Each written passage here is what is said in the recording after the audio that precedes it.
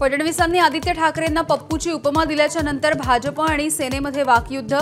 शेलारांनी नकळत फडणवीसांना पप्पू ठरवलं। उद्धव ठाकरेंची टीका, भाजपचं जोरदार प्रत्युत्तर।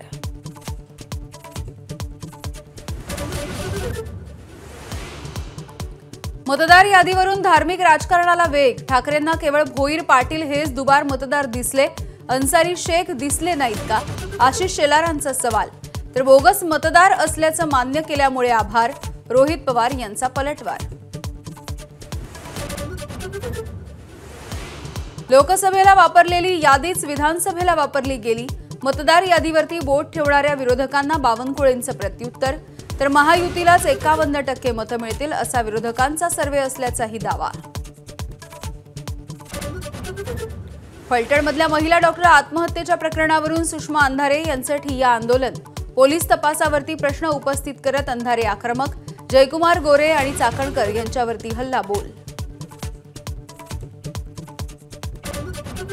वकील असीम सरोदेंची सनद पुढील 3 महिन्यांसाठी रद्द। बार काउन्सिल ऑफ महाराष्ट्र यांचा सरोदेंना दणका।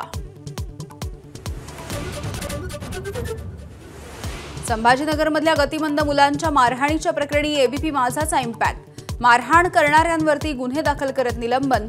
तर शाळेची मान्यता रद्द करणार अतुल सावेंची माहिती।